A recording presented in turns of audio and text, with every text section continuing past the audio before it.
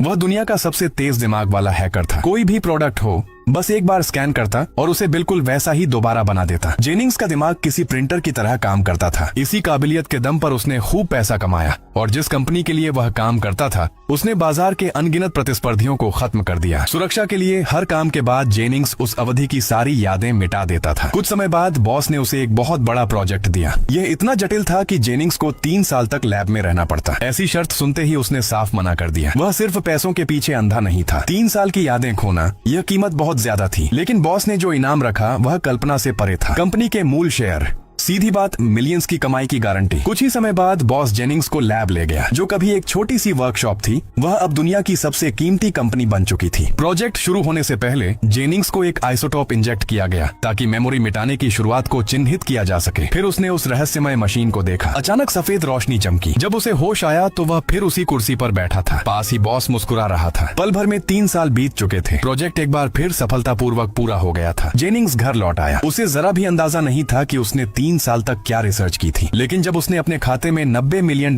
के स्टॉक्स देखे तो 3 साल की यादें उतनी महत्वपूर्ण नहीं लगी। उसे लगा कि वह अब आधिकारिक तौर पर ऊंचे समाज में पहुंच चुका है। लेकिन जब उसका वकील उसकी संपत्तियों की जांच कर रहा था तो एक बड़ा झटका मिला। 4 हफ्ते पहले ही जेनिंग्स अपने सारे शेयर छोड़ चुका था। साथ ही वकील ने उसे बेकार सी चीजों का एक ढेर थमा दिया। जेनिंग्स यह मान नहीं पा रहा था, लेकिन उसकी यादों में कुछ भी नहीं था। जैसे ही वह बॉस से सामना करने वाला था, बाहर किसी ने उसे निशाने पर ले लिया। एक एजेंट ने टेजर से उसे बेहोश किया और उसे FBI मुख्यालय ले जाया गया। एजेंट कार्टर ने बताया कि उसके रिसर्च नतीजों पर राष्ट्रीय गुप्त सूचनाएं चुराने का शक है। आरोपों की सूची देखकर खुद जेनिंग्स भी पूरी तरह उलझ गया। इस बार उसकी यादें जरूरत से ज्यादा साफ तरीके से मिटा दी गई थी। कार्टर उसकी यादें जबरदस्ती वापस लाना चाहता था, लेकिन गहरी जांच के बाद सिर्फ कुछ टूटे फूटे यादों के टुकड़े ही मिले। जब सब लोग अटक गए तो एक एजेंट ने जेनिंग्स के सामान में से सिगरेट का पैकेट निकाला और कार्टर को दे दिया। जैसे ही कार्टर ने धुआं छोड़ा, पूछताछ कक्ष का अलार्म बज उठा।